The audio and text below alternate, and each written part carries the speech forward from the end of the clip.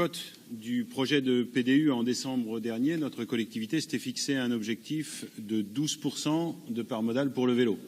C'est un objectif ambitieux que les élus écologistes et citoyens soutiennent, bien évidemment.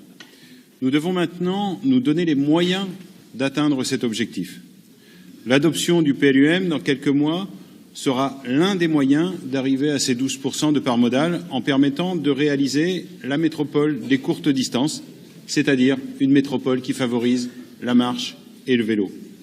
Mais en effet, ça ne suffira pas. D'autres dispositifs opérationnels doivent être mis en place et c'est en proposant à nos concitoyens un large choix de solutions que nous pourrons atteindre notre objectif de part modale.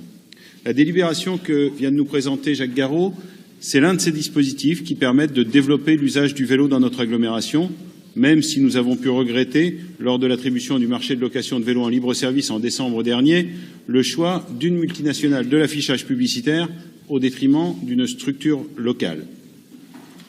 Nous voterons donc cette délibération portant sur la location de vélos en moyenne et longue durée, car c'est un moyen très concret de développer l'usage du vélo sur notre territoire.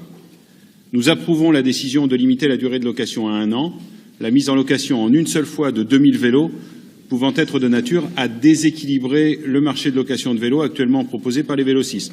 Le marché du vélo sur notre agglomération est actif, dynamique, créateur d'emplois, créateur de liens sociaux, et il est hors de question de vouloir le détruire. Au contraire, nous devons le préserver. Je voudrais profiter de cette intervention pour parler d'une autre mesure en faveur du développement de l'usage du vélo que nous allons examiner un tout petit peu plus tard dans une autre délibération, à savoir l'indemnité trajet vélo. C'est une mesure qui est attendue depuis longtemps par les salariés qui viennent à leur travail en vélo et les élus écologistes et citoyens avaient demandé la mise en place de cette mesure il y a très exactement 4 ans maintenant. L'évaluation de cette expérimentation a montré que l'indemnité kilométrique vélo a fait la preuve de son efficacité.